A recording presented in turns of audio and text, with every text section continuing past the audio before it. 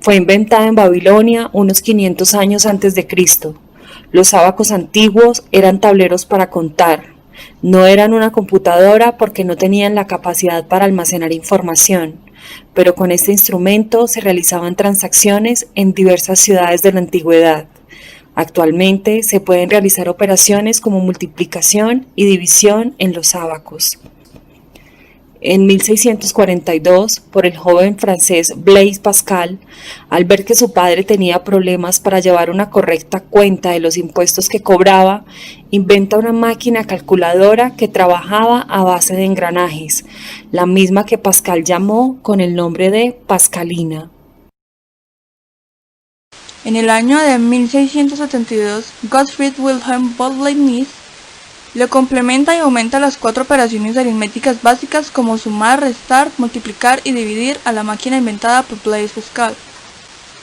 Charles Xavier Thomas de Colmar, en el año de 1820, inventó una calculadora que podía llevar a cabo las 4 operaciones aritméticas básicas y esta ha sido utilizada a través de los siglos hasta la actualidad. En 1801, el francés Joseph-Marie Jacquard inventa una máquina de telar. Una de las ventajas es que a través de las tarjetas perforadas la máquina era capaz de crear diferentes patrones en las telas.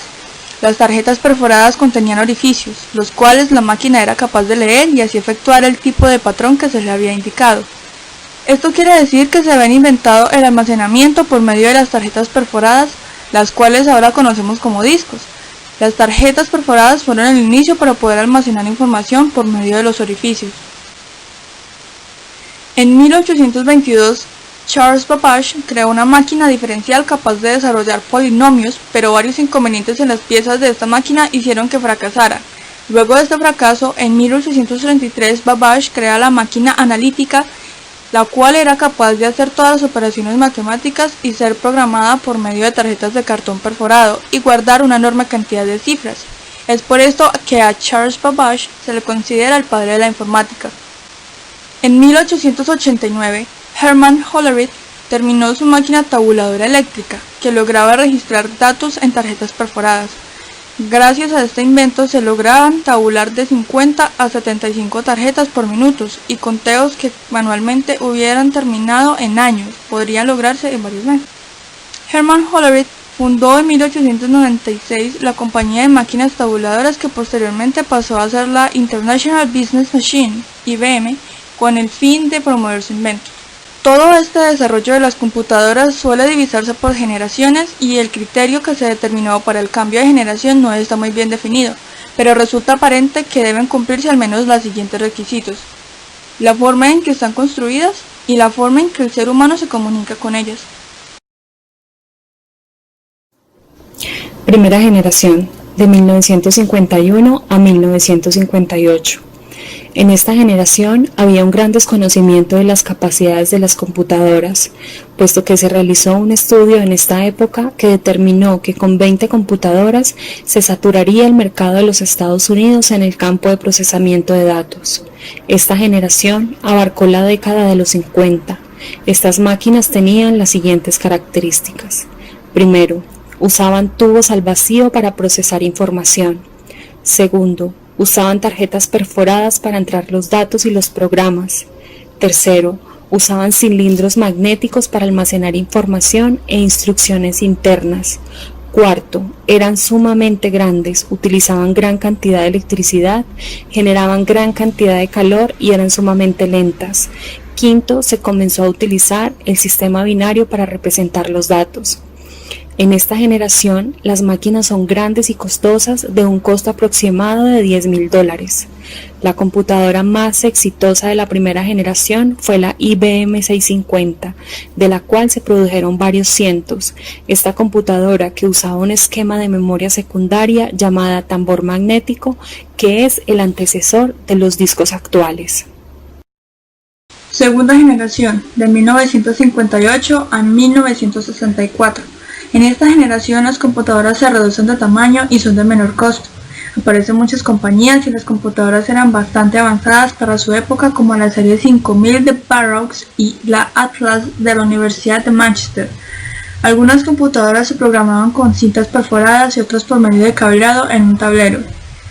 Características de esta generación. Primero, usaban transistores para procesar información.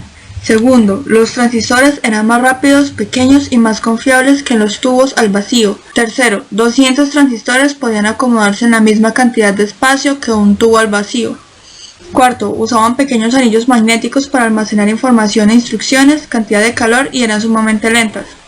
Quinto, se mejoraron los programas de computadoras que fueron desarrollados durante la primera generación. Sexto, se desarrollaron nuevos lenguajes de programación como COBOL y Fortran, los cuales eran comercialmente accesibles.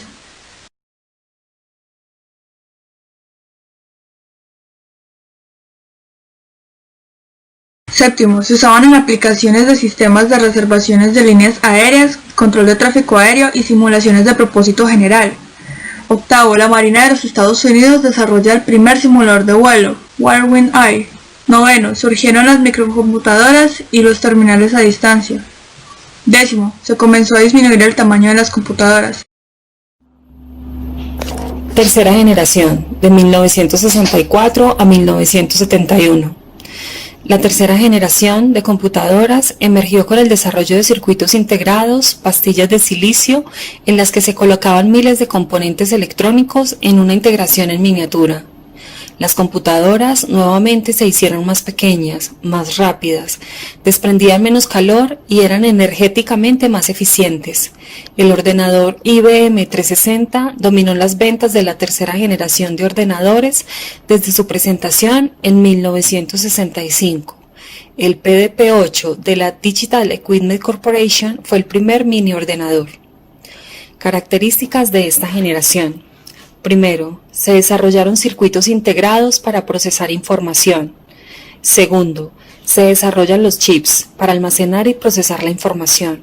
Un chip es una pieza de silicio que contiene los componentes electrónicos en miniatura llamados semiconductores. Tercero, los circuitos integrados recuerdan los datos, ya que almacenan la información como cargas eléctricas. Cuarto, surge la multiprogramación. Quinto, las computadoras pueden llevar a cabo ambas tareas de procesamiento o análisis matemáticos. Sexto, emerge la industria del software. Séptimo, se desarrollan las minicomputadoras IBM 360 y DEC PDP-1. Octavo, otra vez las computadoras se tornan más pequeñas, más ligeras y más eficientes. Noveno, consumían menos electricidad, por lo tanto generaban menos calor. Cuarta generación, de 1971 a 1988. Aparecen los microprocesadores, que es un gran adelanto de la microelectrónica. Son circuitos integrados de alta densidad y con una velocidad impresionante. Las microcomputadoras con base en estos circuitos son extremadamente pequeñas y baratas, por lo que su uso se extiende al mercado industrial. Aquí nacen las computadoras personales, que han adquirido proporciones enormes y que han influido en la sociedad en general sobre la llamada revolución informática. Características de esta generación. Primero, se desarrolló el microprocesador. Segundo, se colocan más circuitos dentro de un chip. Tercero, LSI, Large Scale Integration Circuit. Cuarto, VLSI, Very Large Scale Integration Circuit. Quinto, cada chip puede hacer diferentes tareas. Sexto, un chip sencillo actualmente contiene la unidad de control y la unidad de aritmética lógica. El tercer componente, la memoria primaria, es operado por otros chips. Séptimo, se reemplaza la memoria de anillos magnéticos por la memoria de chips de silicio. Octavo, se desarrollan las microcomputadoras, o sea, computadoras personales o PC. Noveno, se desarrollan las supercomputadoras.